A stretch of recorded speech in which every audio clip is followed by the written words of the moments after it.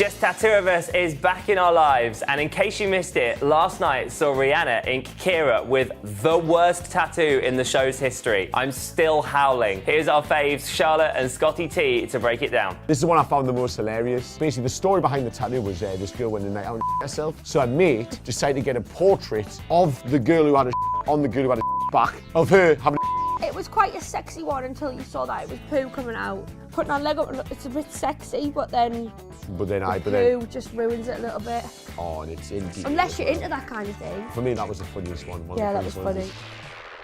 Ariana Grande has revealed the reason behind her split from Mac Miller. Up until recently, the pop songstress was dating the rapper for 2 years, and now fans' hearts are breaking everywhere. So much so that they have even blamed her for his recent arrest, with one tweeting, Mac Miller totaling his G-Wagon and getting a DUI after Ariana Grande dumped him for another dude after he poured his heart out on a 10-song album to her called The Divine Feminine. It's just the most heartbreaking thing happening in Hollywood. Of course, that didn't go down well with our girl Ari, as she fired back saying, how absurd that you minimize female self-respect and self-worth by saying someone should stay in a toxic relationship because he wrote an album about them, which, by the way, isn't the case. She continued, I'm not a babysitter or a mother, and no woman should feel that they need to be. I have cared for him and tried to support his sobriety and prayed for his balance for years and always will, of course. But shaming/blaming women for a man's inability to keep his together is a very major problem.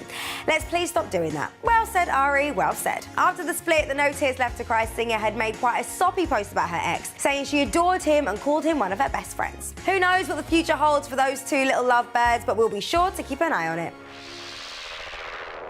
Kim Kardashian West only lets her children play in one room of the entire house. I know what you're thinking. How bizarre. The house, which boasts 15,667 square feet and 8 full bedrooms and 2 half bedrooms, whatever that means, is pretty big and spacious for the family of 5. But Kim has already said no to her kids having free reign of the house and only get one room instead. Spilling the beans on her site KimKardashianWest.com, the reality star said, our home decor taste tends to be minimal and modern, but the kids' playroom is the one room in the house where I let them run wild. By the time they're done there, they have no desire to take a pen to our white furniture. LOL. The family home is being kept off limits to the keeping up with the Kardashian cameras, but thanks to Kanye West being back on Twitter recently, we have been able to have a sneak peek inside their Hidden Hills mansion. Nice one, Kanye.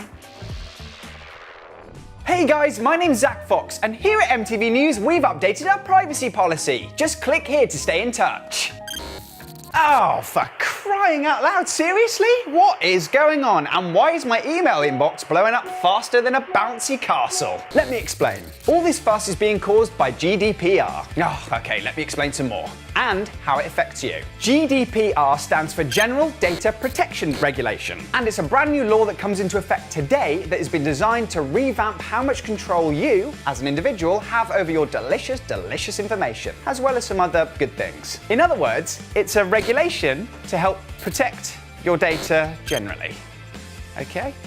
This law replaces the ancient 1995 Data Protection Directive, which was designed in a world before aggressive data collection and targeted ads and digital profiling.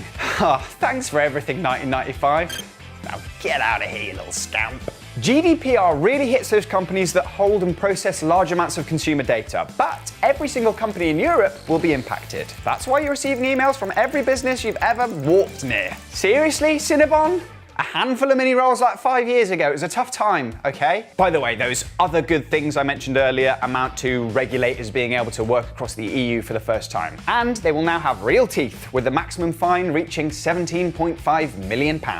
This is all terrific, but it's taken a long time to get here. 7 whole years. To put that in perspective, that's the same amount of time it took Alexander the Great to conquer Persia or Janet Jackson to record her album Unbreakable. So that'll help you wrap your head around that. But the good news doesn't stop there. All of these tech giants kneeling all humbly in your inbox, with their big doughy eyes, is just the start. You have the power to squeeze companies now like never before. If we all rise up and begin to take advantage of GDPR by withholding consent for certain uses of data, or requesting access to our own personal information from data brokers, or going right ahead and marching onto websites and deleting our information from them altogether, which we can now do, by the way, it could have massive consequences on the whole data industry. You don't have to.